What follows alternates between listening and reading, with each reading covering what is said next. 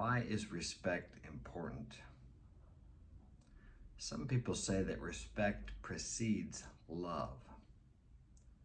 Without respect, there can be no love. Respect precedes honor. If you don't respect something, think about it. In your life, if you don't respect the things you have, the people in your life, what usually happens to them? They disappear. And how do you respect people, places, and things?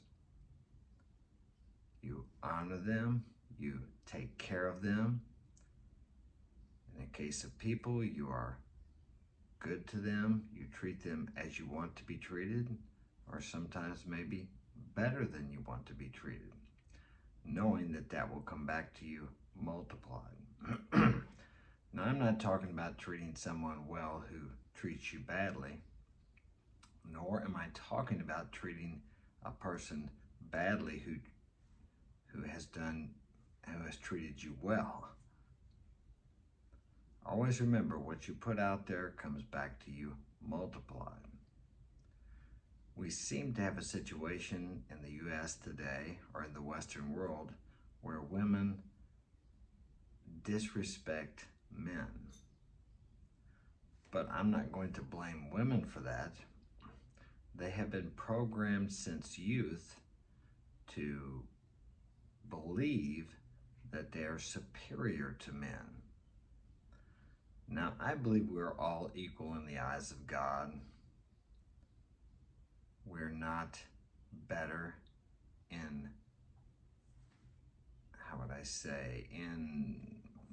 like, we're all human beings and we're all equal and we all deserve respect. Although there are things women can do that men can't do, and there are things men can do that women can't do. And the women in our society in the Western world have been programmed to believe they can do anything men can do. Well, that's as ludicrous as saying that men can do anything women can do. Can I have a baby? Can I nurture a baby and nurture a family as well as a woman can? No, I can't. That's not my inherent skill set or abilities, if you like, as a man. So how do we get back to where we realize that each of us, the men and the women, have a place in society and in the world? And a woman's place is not in the man's place, nor is a man's place in the woman's place. Now, that'll piss some women off, and it will piss very few men off. But everyone has its place. The sun has its place in the world, in the universe. The animals have their place in the animal kingdom. The rain has its place and its function in the world. So why do we think as humans that we can change our place? Now, we are the only animals, if you'd like to look at us like that, because basically we are. The only difference between us and a pig is our ability to think. But yet sometimes we think so much that we think we can change the nature of things, and we can't do that. Nature always wins. Eventually, we will self-destruct if we think we can do that. And thus, the example we have here in the U.S. of family breakdowns because of the agenda, the push of the media, and I'm not sure who's behind this. Maybe it's subversion. Maybe some other country wants us to destroy ourselves so they can take over. I'm not sure. I'm not a conspiracy theorist, but they're pushing to break down the family because a family cannot function with the women as the leader. Now, I'm not saying there aren't exceptions to this rule, there aren't outliers, but a nation full of feminized men is a weak nation. Because regardless of how much you or I think we have advanced, when it comes down to it, When all else fails, violence is the last resort. And that's obvious by all the wars we have in the world. And if it comes down to a war and violence, who are the warriors? The men. In the Ukraine, the women were allowed to leave, but all the men had to stay and fight, obviously. Women cannot be on the front lines of a war. It takes a man, because that's a man's place. Throughout history, for thousands of years, the men have been the warriors who protected and provided for the women. Now, what happens if we feminize the men and we don't have masculine, strong men to protect and provide for the women? We are easily taken over by opposing enemies' forces. So if we can destroy the masculinity, or whoever's wanting to do it, then we are easy prey to anyone who wants to come over and take our country from us, because we have no defenders. The women are not going to defend our country. I say this all the time.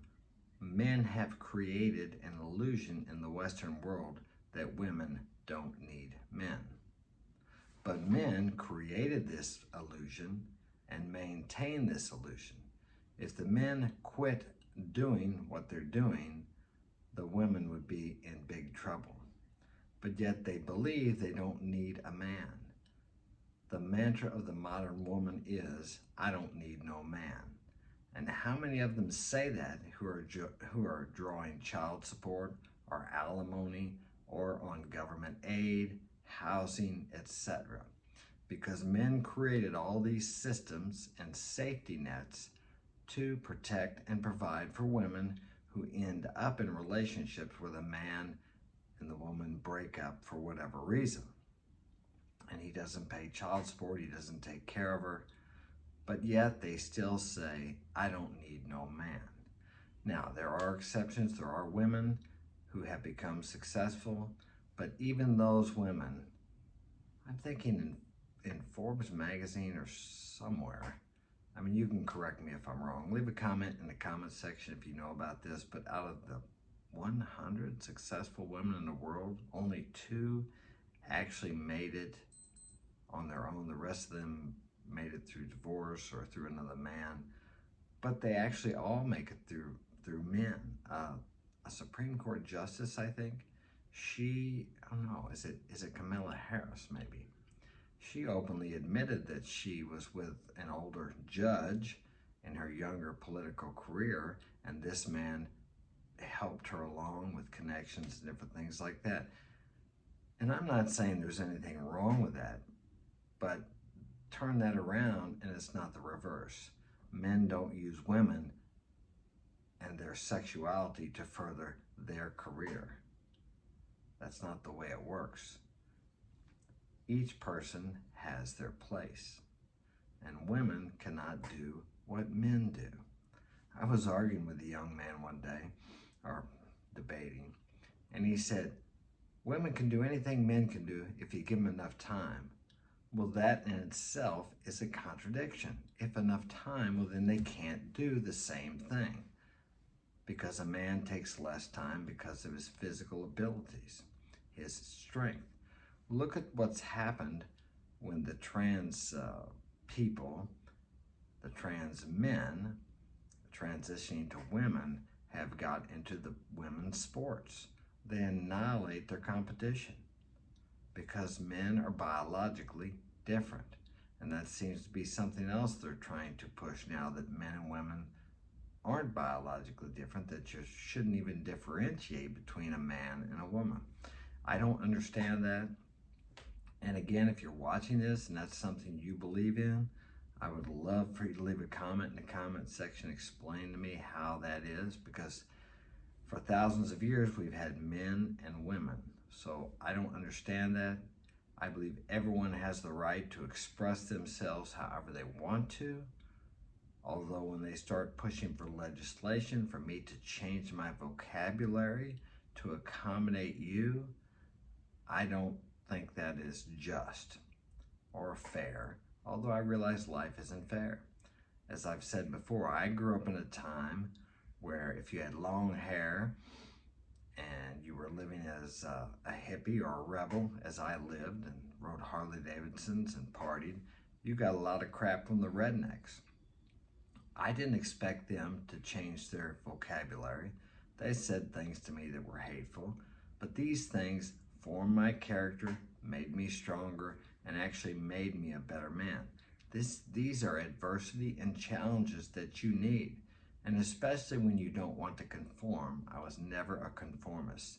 I wanted to live my life how I wanted to live, and in America you can do that, and thus I think you have the same right and should have the same right, regardless if you want to be gay, trans, whatever, bi.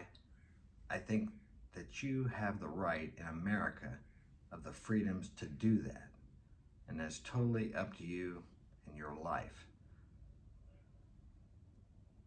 Don't expect people to like you or approve of you. No one liked me. Well, many people, the rednecks especially, didn't like me or approve of my long hair and the way I lived my life when I was younger. Nor did I expect them to, nor do I believe they should have. They have a right to live how they want to live, but I did not push on them that they have to accept me. Now, they would badmouth me or say something to me, and I'd either walk away or, if they got physical with me, then I would stand up for myself as a man and do what men do. But you accept that fact. And I think people today, maybe because we don't have bigger fish to fry, can't accept the fact that people aren't going to like what they do. Not everyone is going to like you in the world. You have to accept that, nor are they going to like the lifestyle you decide to choose. You yourself, if you're one of those people, you don't like everyone else either. Okay, so we need to, I say, live and let live. Allow people to live how they want to live, and you live the way you want to live. That's really a good rule of thumb to follow in life. I don't need to encroach upon you and impress upon you or push you to believe in my ideas, nor do I think you should push me to believe in your ideas. Now, if someone's attacking you or purposely, willfully hurting you, then you have a right to defend yourself. I understand that. But if they're not, why do you need other people to accept you and your lifestyle? I find that if we accept ourselves, it really doesn't matter what other people think of us. A lot of times when people are pushing for other people to accept them and their lifestyle, it's because they don't accept themselves.